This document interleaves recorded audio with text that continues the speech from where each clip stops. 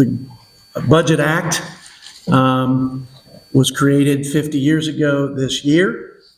If we gave it a grade on its ability to guide the budget process, right here as we get to another CR, I'm going to take your talking points here, believe it or not. But it's not just the Republican dysfunction, it's Democrat and Republican dysfunction. I think there's only been 4 times when we've ever done all 12 appropriations bills and a budget in that 50-year span. We don't pass budgets on time. We don't consider budgets. We don't debate them like we should. We don't implement them like we should. We don't offset costs. This is crazy. But my Democrat colleagues actually came up with a great idea in 2010, statutory pay-go. And it basically said if we spend on mandatory spending above and beyond the baseline, we have to offset it. Either side, whether it's tax or it's spending.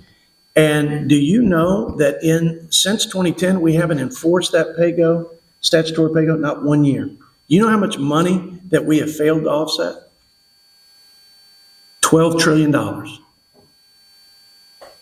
So this thing is off the chain bad.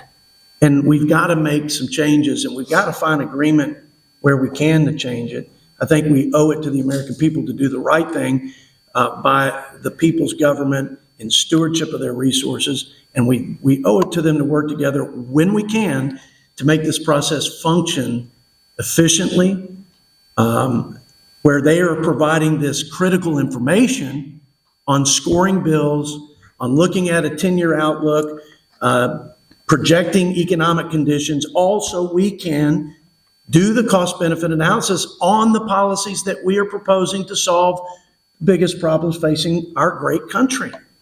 This is not a partisan exercise. And I want to say a few things about that. And I appreciate my ranking member. He's leaned into working with me when he can, and when in good conscience he can. Where we have disagreements, we have disagreements. And we do that respectfully, and I appreciate that. But I just say, a new day has dawned in the Budget Committee, and we're going to have vehement disagreements, and we're going to have impassioned debate, but we, I think, have been more collegial, and we have done more intentional work to find bipartisan common ground than past budget committees, maybe since the 1974 Budget Act. We've passed 10 process reforms out of 11 on a bipartisan basis. And the first unanimously supported bipartisan budget reform in the House and Senate that the president will soon sign and become law, that's your bill that I support. And that's progress right there. We've talked about a bipartisan fiscal commission. Scott Peters is a leader on that.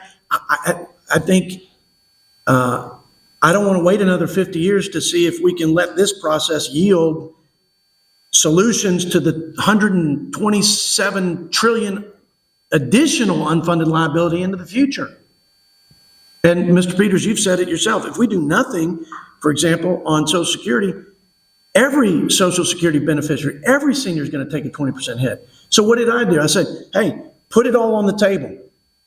Put spending and programmatic reforms and pay-fors on the table, because I think that's how we're going to end up solving that together, because no party is unilaterally going to do it. No party's done it this far. Don't you agree? We need to get back to what Reagan and Tip O'Neill did on that. I feel like we've done some good things together. And I think today's hearing and the 6 reform bills are in that same vein of common sense, straightforward solutions to governing and to stewarding taxpayer resources.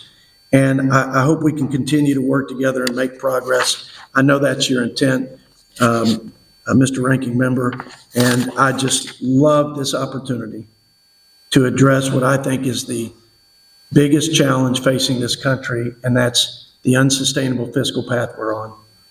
We have ideas on pro-growth tax policies. Y'all have ideas on programs like paid family leave and new programs and expanded programs on Obamacare. Hey, at the end of the day, the American people are going to vote what they think is the best path for our country. What we have to agree, no matter what direction we go, is that we're not going to defer the tax to our children, and we're not going to defer the bill and the cost of this government on our kids. At 35 trillion and over World War II levels of indebtedness, we simply can't do it. So